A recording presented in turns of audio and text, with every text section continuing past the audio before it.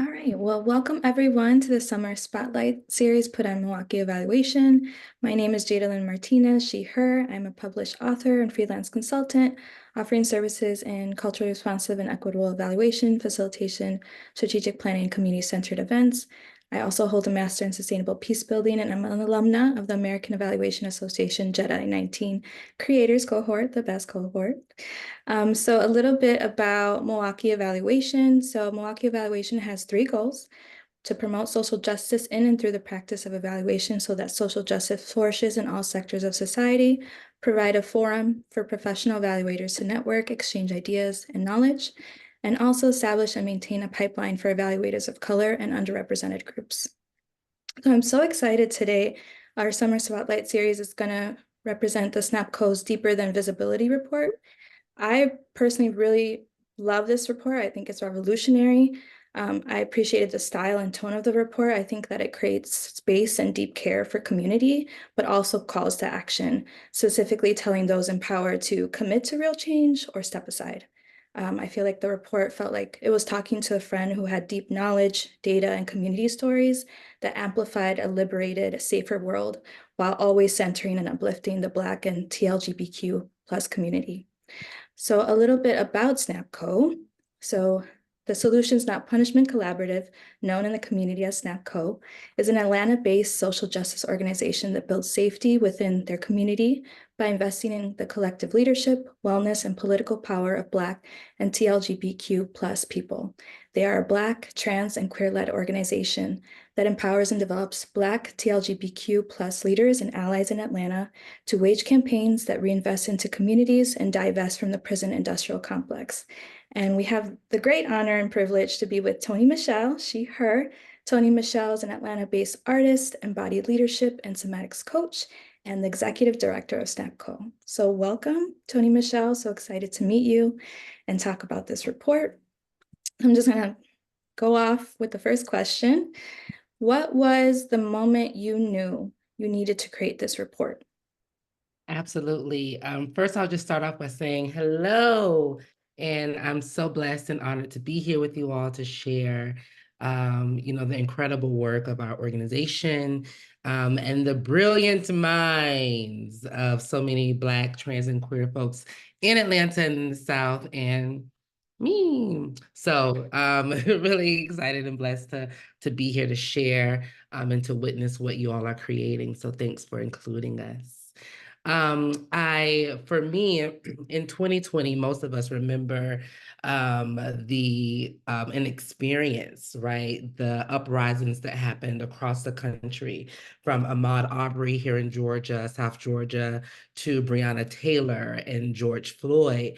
But for us in Atlanta, what we experienced in 2020, June of 2020, actually, we're coming up to a year. I'm sorry, 4 years of this incident was the murder of Rayshard Brooks, who was literally asleep in the parking lot at a Wendy's in near downtown Atlanta, and was approached by officers. And we, saw in the video what happened. He pulled a taser from the officer, ran for his life in fear and disgruntledness, and then was shot by the police officer, or the Atlanta police officer. And so we were out there in resistance and also in protests and civil protests to police violence and brutality. And again, we're at a critical time where so many movements, particularly Black-led movements, were demanding the defunding of police. And while being out there organizing folks and talking to folks, it was apparent that folks still had questions, like, that they couldn't, that they, of course, we say it all the time, Black folks, community of colors, fuck 12, right?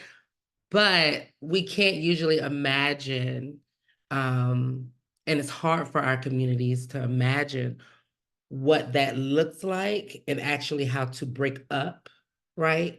and detangle ourselves out of the web of these kind of like institutions that say they keep certain communities safe, right? So we wanted to be, after being out there and actually having an experience with the Georgia State Patrol, myself, and for those interested in learning more about what that night was, and how we moved through and how I navigated through protests and de-escalation tactics. There's an incredible documentary produced by the Atlanta Journal-Constitution called De-Escalate that I'm featured in, and again follows that night after Rayshard's murder of protesters on the expressway in downtown Atlanta. You can find it on YouTube. But being out there with those folks and my folks, I was like, we are mad at the police, but we actually really don't know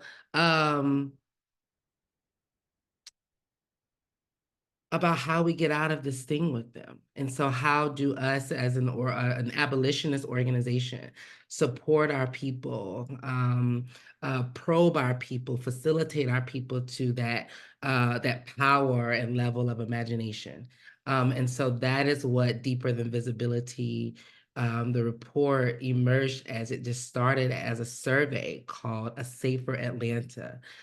We talked to about 600 folks from different identities and races and experiences in Atlanta about their understanding of police, their roles, and how they are accountable to us, how we're accountable to them, how much monies we use, or if they know, these things, how much money we use in taxpayer dollars to, promote the police and safety tactics, while also not feeling safe ourselves. So we found, that over half of the respondents had come in contact with police around the city of Atlanta and the metropolitan areas.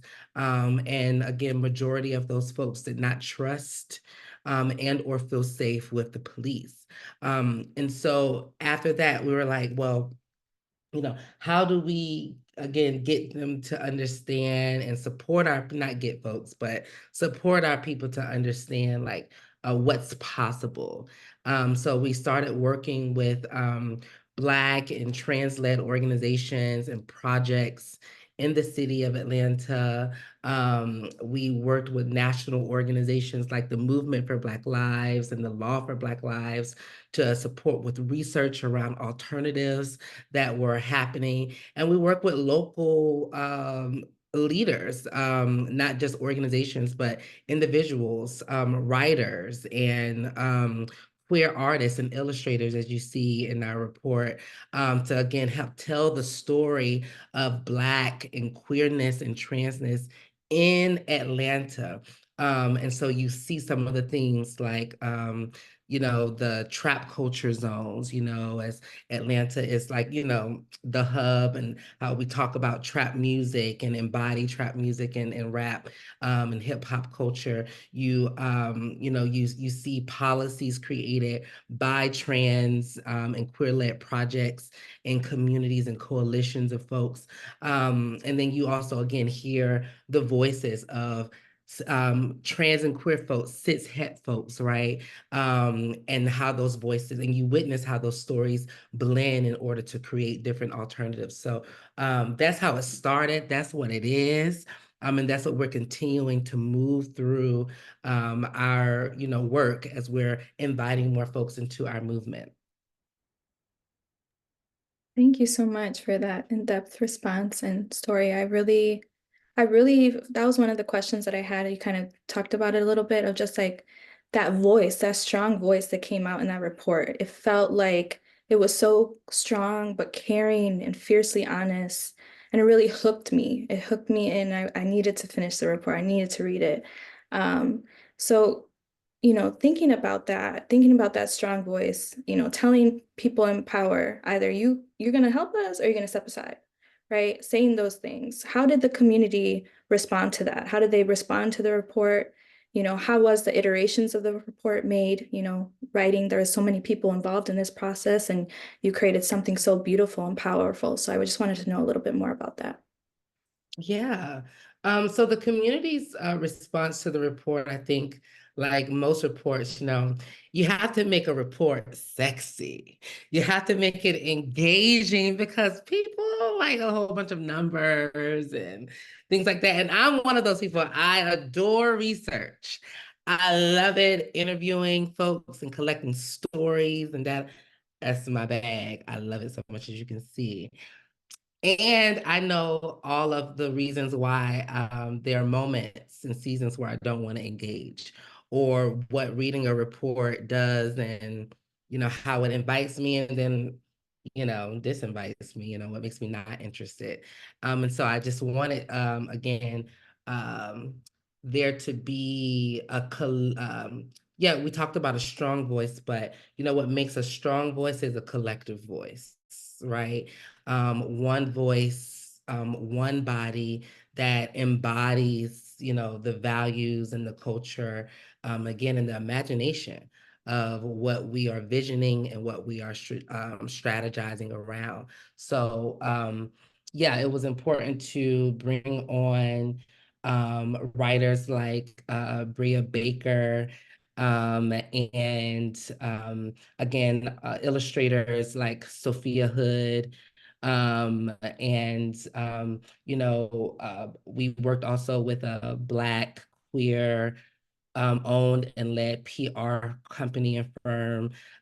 We also work with other Black trans and queer videographers, to again help us tell the story that we were sharing with the world. And that intentionality, uh, you know, brought some really, again, authentic and creative content. We also work with our surveyor, Marla Stewart, who's an incredible sex therapist and organizer and researcher and creator of Sex Down South, a conference that happens every year. We work with her and her company to support us in our research efforts. And so, yeah, again, that collective voice and intentionality, I think, brought what folks feel is just so, again, authentic and relevant to our experiences of folks of color who are afraid of the police. And oftentimes we don't uplift those stories enough. The why people are afraid, and the how people and communities are taking care of each other and keeping each other safe beyond what we know the police to do. And so it took experts, because we are the experts of our own lives. It took experts to share that story in an effective, creative, and colorful way that I think that we did really well within the Deeper Than Visibility report. You did amazing. I think the tales from the trenches, specifically for me, felt like the heart of the report. I couldn't wait to get to the next one. I couldn't wait to read that story, no matter how heartbreaking it was. It was the truth and it needed to be told. And so I really appreciated that. And so my final question, thinking of the conclusion of the report, it gave very provoking, and responsive solutions, such as the trap cultural zones, which you alluded to a little bit earlier, in addition to built-in questions in the report and resources to help deepen that conversation on abolition and kind of further stimulate that dreaming, that building of a safer world while centering the Black TLGBQ community. So as you reflect now, right, some years after the report has been published, what is the status of those calls to action? Are there any other calls to action that are coming to mind to you today? Yeah, so some of the results from those calls to action definitely have been fulfilled. We'll start with a positive assessment that, with a positive assessment that there is a group, a body of folks that I want to uplift in this space, a group of leaders, queer leaders from, the mayor's LGBTQ advisory board that is currently being led by Malik Brown, who serves as the liaison to the mayor and the advisory board, but just wanting to also, uplift the leaders on that board, trans people, queer folks, and allies who are committed to, the supporting, LGBTQ lives across the city. And so together, I served as the trans affairs co-chair lead up from 2022 to last year. And I was just invited again as a co-chair to serve for another 2 years. And we were really able to support our city and changing the Atlanta Police Department SOPs or updating them as they've been changed by members of the Solutions Not Punishment Coalition before back in 2012 and 2013. So updating those uh, SOPs to hosting and collaborating with our organization SnapCo to host expungement clinics for folks in our community, to leverage opportunities for people to get their name changed through our partnerships with like the Atlanta Legal Aid. And so for trans and queer folks, we definitely have had an intentional strategy of collaboration and co-creation, creativeship to bring some of those things to fruition. And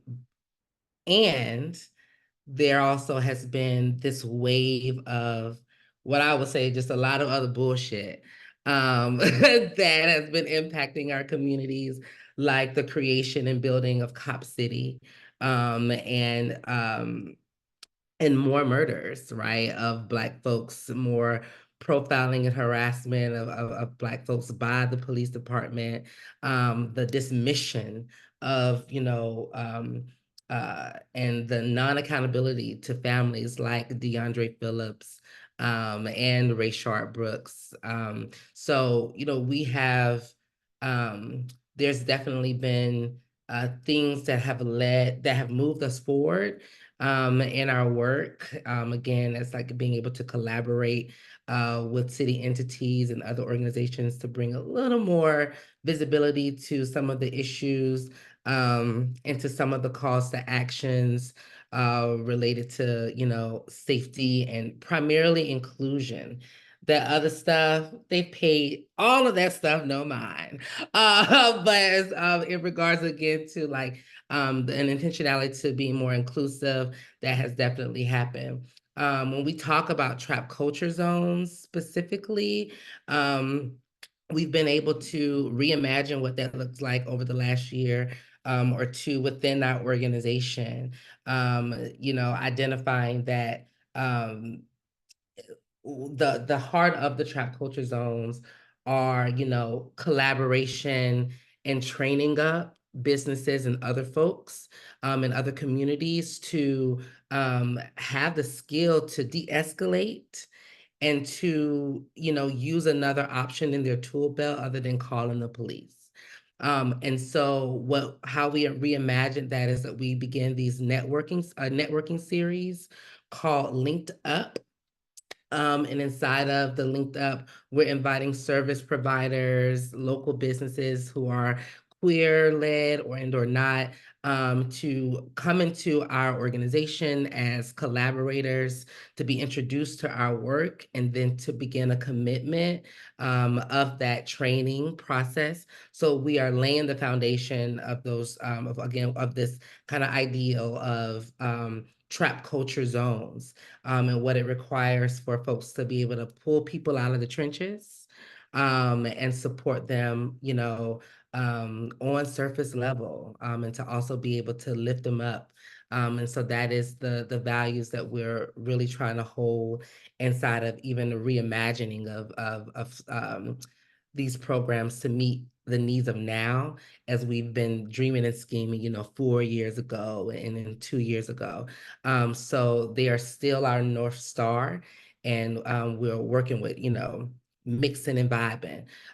In the interim as well, when we talked about some of the policies that we laid out for trans and queer folks, one thing that emerged again was this piece around safety. So we launched a trans safety initiative as an alternative back in 2022, post the release of the report. And in that trans safety initiative, we had 3 phases. One was partnering with big tech, which was the Citizen app, to offer up free premium subscriptions to trans and queer folks across the city, so that they have access to tapping into the app, pressing a button that'll get them in contact with a representative to be present with them, whether it's recording a conversation or interaction with the police, or just staying on the phone with a Black trans woman while they were on public transit, right? That they had the option to do that.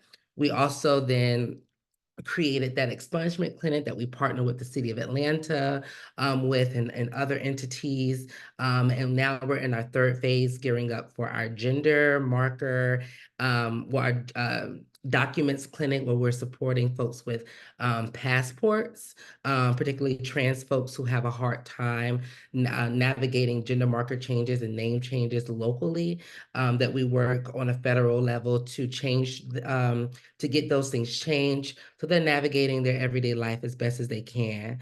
And so, again, these are ways that we're imagining how to keep trans folks and Black folks and other folks in our community safe and out of contact with police and in more deeper relationships with one another. And again, I think that really was the premise of the deeper than visibility, that, even sometimes visibility causes more harm to certain communities like trans people.